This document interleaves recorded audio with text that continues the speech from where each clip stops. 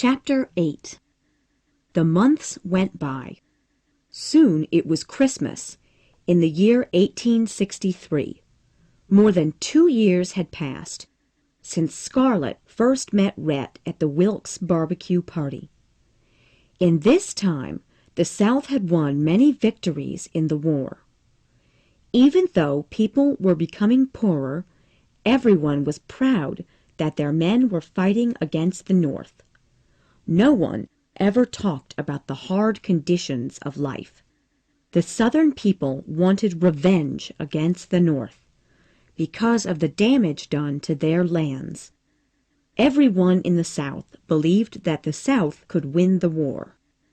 When they heard that the great General Robert E. Lee was taking his men into the state of Pennsylvania in the North, everyone in Atlanta celebrated happily. But soon the happy news began to change.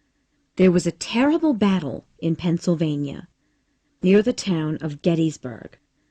Many, many Southern soldiers were killed. Then there was silence, and no one in the South knew what was happening to their men. People began to pray. On December 5th, the news came that the Southern army had been defeated in one part of the North.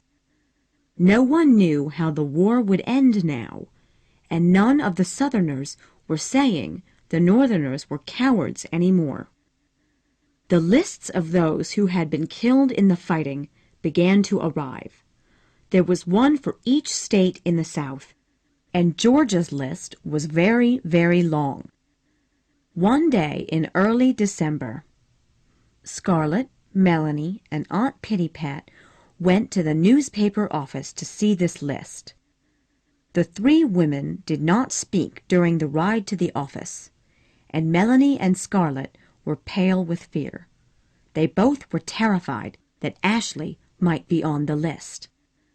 There were many people at the office. As people read the lists, many screams and cries of grief came from women whose men had been killed. Scarlett watched as many people she knew lost their husbands or friends. Their lives would never be the same. When Melanie finally managed to get a list, she and Scarlett looked for Ashley's name in deep fear. Finally, Melanie let out a cry. "Oh, Scarlett, he's not on it! Ashley isn't on the list! He's all right!" Both girls were incredibly relieved, and Melanie cried happy tears. It was only then that Scarlett could really look at all the names of the dead. As she read the list, she wanted to scream and cry. All 4 of the Tarleton boys, Stuart, Brent, and their brothers Boyd and Tom, were on the list. They were dead. "Oh, how unhappy their mother must be," thought Scarlett. Many other boys she had known were dead, boys who had liked her and been her friends when she was growing up. How could this be? It was all too much. Scarlett wanted to cry, as all the other women were doing, but she could not. She only felt numb. She knew that the happy days of her youth were gone forever. What would happen next? A few weeks later, Ashley came home for Christmas. How he had changed! He looked like a man instead of a boy. His face seemed heavy with suffering and unhappiness. Melanie was too happy to be quiet and shy. When Ashley arrived, she ran into his arms, sobbing loudly. She did not let go of her husband's arm all evening, and touched him a lot, as if she was trying to make sure he was real.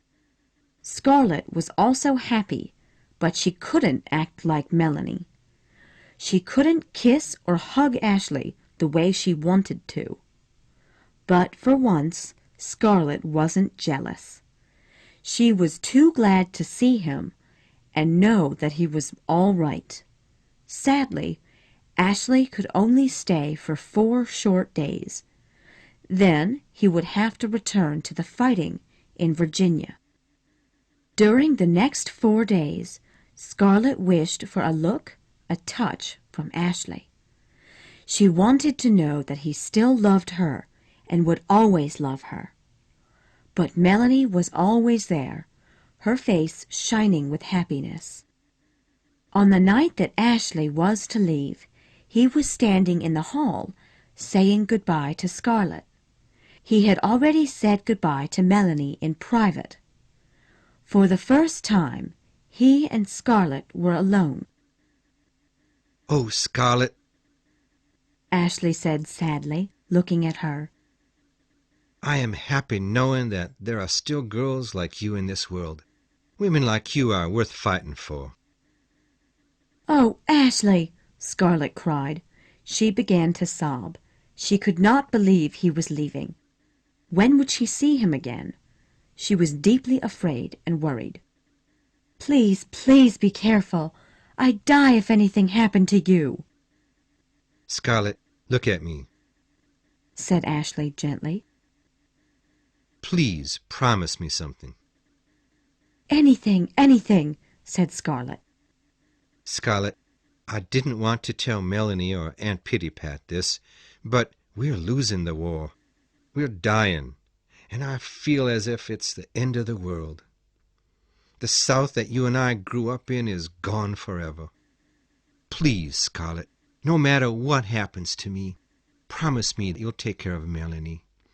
I could die in the fighting, and then Melanie would be alone. She's so gentle and weak, and Scarlett, you're so strong." Scarlett didn't know what to say. She had hoped Ashley would tell her he loved her or kiss her. She didn't feel strong. But when she looked into his eyes, she had to say, "Yes, I promise." She felt as if she would do anything for Ashley, even look after his wife. The carriage was waiting for Ashley. He was about to leave when suddenly Scarlett ran to him. "Ashley, please, please. I feel like I'm dying too. Please kiss me, just once," "Oh, Scarlett." Ashley said, and touched his lips to hers. Scarlett cried, "Ashley, I'll do anything for you, even say you love me. I only married Charlie to hurt you. I still love you, Ashley. Just tell me once, and I'll live on it for the rest of my life." Ashley was shaking, and his voice was hoarse. He had the unhappiest face she had ever seen. "I can't, Scarlett. Goodbye." And then he opened the door of the house and left her alone.